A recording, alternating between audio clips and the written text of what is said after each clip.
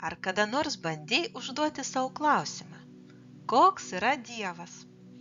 Kaip tu jį savo įsivaizduoji? Aišku, Dievo mes matyti negalime ir pačiupinėti negalime, tačiau mes galime suprasti jo charakterį ir požiūrį iš jo kūrinijos, iš jo pačių žodžių ir veiksmų užrašytų Biblijoje ir svarbiausia, iš to, kokį santykį kiekvienas turime su juo. Koks yra Dievas? Tai labai didelis klausimas. Žmonės iš įvairių pasaulio vietų bando jį surasti atsakymą dar nuo labai senų laikų. Ir nors niekas negali pamatyti Dievo, nes jis yra per daug didelis, kad galėtume jį pamatyti pilnai, mes vis tiek galime pažinti, koks jis yra. Dievas yra kaip erelis, aštraus žvilgsnio ir greitas. Jo sparnai tokie platus, kad tu gali žaisti jų šešėlyje. Dievas yra kaip upė, pastovi ir gyvybė teikianti. Jei esi arti Dievo, užaugsti stiprus kaip medis. Dievas yra kaip žvaigždė, visada esantis ir šviesus. Net jei atrodo, kad ji toli, visada gali pažvelgti į viršų ir pamatyti, kaip ji tau mirksi. Dievas yra kaip ganytojas, drąsus ir geras, globėjas, kuris taip myli savo aveles, kad rūpinasi jomis ir žino kiekvienos vardą. Dievas yra kaip tvirtovė, stipri ir saugi, su galingomis sienomis. Viduje yra slaptų vietų, kur gali pasislėpti, kai tau baisu, arba rasti tylos kampelį ir pailsėti.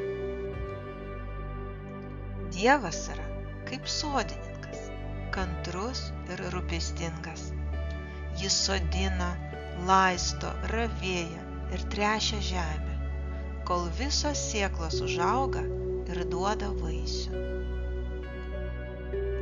Dievas yra kaip žvakės liepsna, šilta ir kviečianti. Kai Dievas arti, gali žiūrėti į šviesą ir matyti net tamsiausią naktį. Dievas yra kaip vėjas, aistringas ir kupinas paslapčių. Dievas yra čia ir kartu paslaptingai ten. Jis yra visur, sukuria per pasaulį, švilpia kalnuose, šiukšda medžių lapuose ir glosto tavo veidą vėjuotą dieną.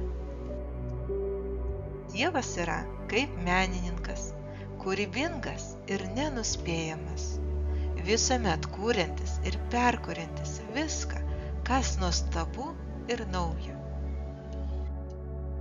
Dievas yra kaip motina, stipri ir saugi. Kada tik nori, gali užsiropšti jai ant kelių, kad ir tave apkabintų ir suteiktų ramybę. Dievas yra kaip tėvas, švelnus ir patikimas. Jis nešioja tave ant savo pečių, kad pamatytum visą kūriniją iš aukštai. Dievas yra kaip 3 šokėjai, grakštus ir tikslus. Jie šoka pagal tą pačią muziką, bet labai skirtingais būdais, parodydami visą Dievo grožį ir ritmą tavo gyvenime.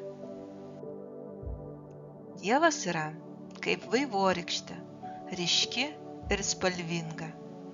Nuostabiai primena žmonėms apie pažadą ir viltį po audros.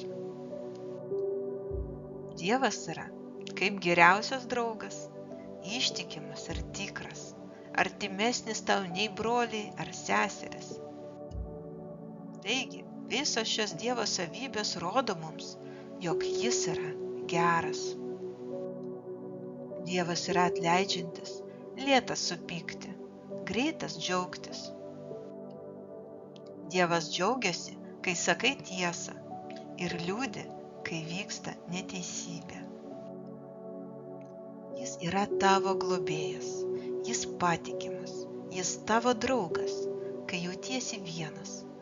Dievas tikisi, Dievas ištveria. Dievas panašus į daugybę skirtingų dalykų. Galbūt mes jo nematome, bet jis įvairiais būdais ir per įvairius žmones parodo, koks jis yra. Jis myli mus, rūpinasi mumis ir nori, kad jaustumės saugus. Taigi, koks yra Dievas? Tai labai svarbus klausimas. Ir nors žmonės atsako jį skirtingai, bet raginu tave pačiam toliau ieškoti, stebėtis ir mokytis apie Dievą. O kai nežinai, koks jis yra, pagalvok apie tai, kas tau suteikia saugumą, kas tave padrąsina ir kas priverčia jaustis mylimu, nes toks ir yra